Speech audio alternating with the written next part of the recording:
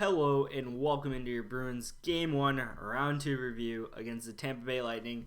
And we get to exercise some demons from the ass-kicking that Tampa Bay laid on us in 2018, where we won the first game of that series and then lost the next 4 straight. Now, in 2020, we won the first game of this series. We better not lose the next 4 straight. That won't be good for my mental health, or probably yours, assuming you're a Bruins fan. One little public service announcement. Tuesday night's game, I'm working overnight at my job, and I will not have a video up in time to be up before the game 3 because, playoffs, let's have some back-to-backs. So I will not be able to have a game 2 review up. Instead, I'm going to sadly have to post a game 2 and 3 review together. So expect kind of a longer video. I'm not going to make it more than 20 to 25 minutes though. So just expect a double feature for that one because it's 2020, weird times, so we have back-to-backs in the playoffs this year. Let's focus on the game 1 where the Bruins win 3-2 to go up 1-0 in the series, which is a great start. It is a great start. And the Bruins looked good for the most part doing it, in my opinion. I thought they had some very good moments in the game. I thought they had some bad moments. But overall, I come out of this game with more positive than negative. That being said, do not take Tampa lightly despite winning the first game. As you probably saw from the first game, they can push us and they will push us. To note, Brad Marchand moved into third on the most multi-point games in postseason history for the Bruins with a total of 28, now only one behind Esposito. And Ray Bourque holds about every playoff record you could imagine for the Bruins outside of maybe goals. Might have that too, to be honest. I'm not really sure. But that's notable, and that's pretty cool for Brad. He's been a beast in the playoffs for us every time we've gone to the playoffs with him. 3 cup appearances with him. He's definitely had some long runs, which helped him get up there. So let's talk about the lineups. Bruins, no Studnicka, no Lindholm. They're both out. And in comes Bjork, hopefully rejuvenated, and Richie, who is in there purely to hit people. How do I feel about that? I think that's okay against a heavy team like Tampa, which also has some guys out there that are out there purely just to hit you, like Pat Murn and Zach Bogosian and like a few others. Notable for Tampa, no Stamkos. Big loss for them. They played without him against Columbus and playing without him in this series. I'm pretty sure for all of it. I don't know if he's even possible to even come back anytime soon. I'll get back to you guys on that in the next one. Last playoff meeting, as I mentioned, 2018. We're trying to avenge that. So Chara, 29 seconds into the game, takes a penalty. Weak cross-check call, in my opinion, on Blake Coleman. Really set the tone, kind of keeping the players in line, though. I will say that much. But that would eventually be tested later in the game. 9 minutes in, Pasta would get a post on a set play off an offensive zone faceoff. Marchand with the amazing move to go backhand to forehand to get around Hedman and get the puck to Pasta, who would then slap the post. Sergachev, holding call, held Chris Wagner. Another weak call. 2 weak calls to start off. Not a big fan of that. I like to see the boys play, especially with things that are not even that impactful in the game. Chara's hit, although a little high, everything Chara does is kind of high. He really just doesn't get enough of him, in my opinion, or from the back, I should say. He gets him with a hand, not the stick, which is why I think it's a weak call. If it's stick to back, I understand, but it was fist to back, not really a cross check. Sergachev was holding on Wagner. I just didn't think there was much of a hold. 8 minutes left in the period. Krug hits Kasha for his zone entry. Tampa Bay playing a high line, trying to stop the zone entry, but they get burnt here because of the pass by Krug and the speed of Kasha. But Vasilevskiy stops a great forehand backhand move by Andre Kasha, who we've been talking about Andre Kasha in these videos a lot and how he gets the chances. He's dynamic, but he can't finish. And it really continues, and it's really apparent that he can get to the store, but he can't get out with the product, basically. It's kind of frustrating. He's kind of like Christian Pania on the Revolution. I see him with the ball. I know he's going to do good things, but I don't have any faith in him to put the ball in the net. Same way I feel watching Andre Kasha in this game. Also, Vasilevskiy, despite the lower save percentage, a much lower one than Halak, you can make an argument he was the better goaltender in this game when you look at the quality of chances that he stopped, and then you look at the goals that were scored against him, and he couldn't really do much. You can make a real argument there. I wouldn't. I thought Halak played very good and was unfortunate to not get the shutout, but I think you can really praise Vasilevskiy for being a very good player in this game. We then get to the first goal late in the first period. McAvoy with the puck in his own zone hits Marchand up the ice for a breakout 2-on-1. Pasta, no gas in the tank. He already used all his energy. Marchand pulls up, lets the play catch up to him. All the players get into the zone. Marchand going through some Tampa defenders to get the puck to the other point where Carlo was. Carlo shoots it wide. I should have changed slides. And look at that bottom left pitcher. Shoots it at Coyle, and Coyle, you can see the result in the top right. Tips it right past Vasilevskiy, and the Bruins go up at the break 1-0, and I'd say deservedly so. Bruins, I thought, played better than Tampa for most of the period, had some moments where they didn't, but for the majority of the period, the Bruins were the better team. We move on to the second period, 3:08 into the period. Hedman trips Bjork, and the Bruins have the most dominant power play I've seen them have since the restart. It was really great to watch.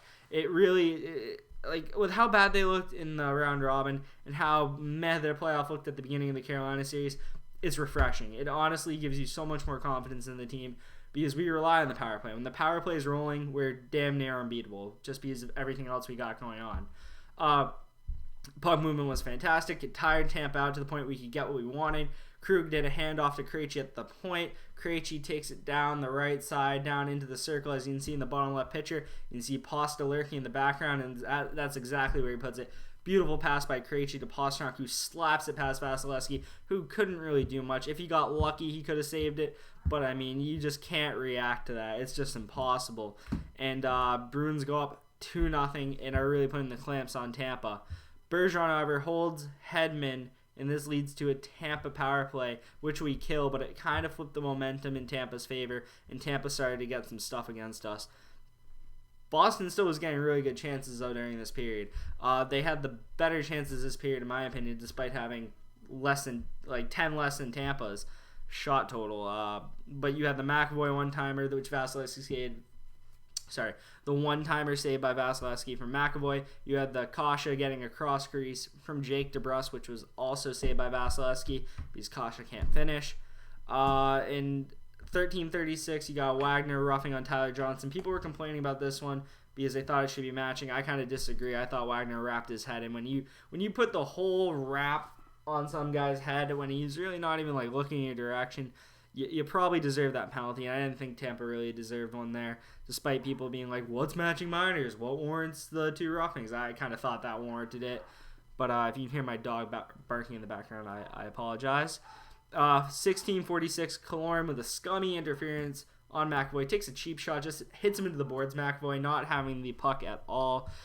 Period end shots 18-7 in favor of Tampa, but like I said, Boston with the better chances on the counterattack, but you did expect Tampa to score this period, and they probably deserved a goal because of the pressure and the chances that Tampa was getting. But as I said, Vasilevskiy was facing the highest quality chances this period, but you can make an argument both teams should have had an extra goal in this period. Marchand 1 minute in gets the puck, 1 minute into the third period. Sorry for that quick transition. 1 minute into the third period, he gets the puck into Tampa zone by himself. Cernak pins him to the boards, but the hold-up play was enough for the Bruins forwards to give support, and Bergeron tracks McDonough, who picked up the puck off the board battle between Cernak and Marchand, goes around the net, and look at that top right picture. That's a 5-time Selke winner right there, boys and girls. Bergeron rips the puck away from McDonough, who didn't have the best game in my opinion, and he gets it right to Pastrnak, who then slides it cross-crease to Marchand. As you can see, bottom left, Marchand hammers it home to put the Bruins up 3-0, and you're thinking it might be really the thing that kills Tampa, and Tampa might just go away here.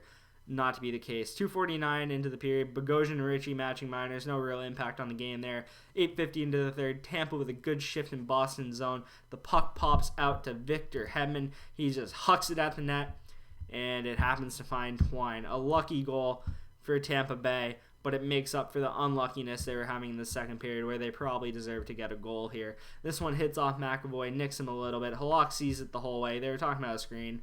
I think Halak sees it. I think it's just that little nick right there. Changes the height real quick and makes it just a little bit away from Halak's glove, who just can't adjust in time because of how close it happens in front of him. Unfortunate to concede like that, especially when I thought at that point Halak might be in the shutout. That was 8:50 into the third, and the Bruins would have a 3-1 lead with about 11 minutes and 10 seconds left in the game. 6:40 left. Halak with a great save on a Hedman wraparound to keep the Bruins up by 2. 3:03 left. Vasilevskiy with a misplay up the boards to Sergachev. Up the boards. It goes to Bergeron set, who hits Marchand for a one-timer. But Vasilevskiy, this dude's lateral movement isn't fair. He's flexible as hell, too. The fact he gets to all these cross creases, the Bruins should have had an extra goal or two on these. It's kind of insane how quick this dude is to react in his recognition, but also the ability to get across. It's very impressive, and you see why he wins, or he's getting the Vezina. I'm not sure if he's won one, but I know he's been in the nominations 2-3 times, and he's only 26. And he does have a tendency to crumble a little sometimes, but at his ceiling, man, this dude is unreal. And I thought he had a good game tonight despite the scoreline. 8:46 into the period, so about a minute and 14 seconds left. Tampa pulled the goalie a little before that, and they had the puck in the Bruins zone again. Hedman gets the puck at the point again, and he just is putting pucks on net and gets rewarded for taking shots again. And this one again hits off McAvoy and goes in. No chance on the deflection for Halak, and it beats him. Another unfortunate one to concede. But when you let a team pressure you in your zone like this, sometimes you pay the consequences. And Tampa Bay makes it a 1-goal game with 1:14 left. The Bruins, however, kill off the remainder of the time without conceding another one and take the 3-2 victory in a tighter fashion than they would have liked. So that's really the game right there in the summary. As I said, I think the Bruins play better. I thought Tampa Bay had their moments as well. I thought the higher quality chances. Just go watch the highlights. It's packed with Bruins one-timers that Vasilevskiy gets to. You can see a lot of chances over there where if the shot was a little bit better or Vasilevskiy was a little less keen to it, the Bruins would have had another goal or two. At the same time, if you watch that whole second period live with the whole of its entirety, you would see Tampa probably deserved a goal there as well. But I think the puck luck they got in the third period made up for that a little bit and shows you a pretty accurate scoreline of how the game went, which is 3-2, Bruins by 1. And this is going to be a tight series. Let's not kid ourselves. Stamkos or no Stamkos, Rask or no Rask, these are two teams that absolutely hate each other. And it's just going to get more intense. And as a casual fan, or not, I'm not a casual, but for the casual fan, this is a series that they want to go 7 games, and I think they're going to get it this time. I would really be surprised if the Bruins did what they did to Carolina. I think Tampa Bay's got a lot more fight in them, a lot more veteran leadership, and a lot more want than the Hurricanes do this year. I think it really bothered Tampa Bay that they got eliminated 4 last year by Columbus, and I really think they want to avenge that. I think the Bruins will win the series, though. I said that from the beginning. Or I said I thought they were the favorites after their series against Carolina. And a big win against Tampa proves that maybe I'm right. But who knows? It's NHL. Anything can happen. But that being said, remember, no Game 2 review. You'll get a Game 2 and 3 review. So expect that on either Wednesday night or Thursday during the day. Thank you as always for watching. Hit the subscribe button if you like my content. You want to follow the Bruins Cup run with me, and I'd appreciate that. And I will see you in the next video. Peace out. Go Bruins.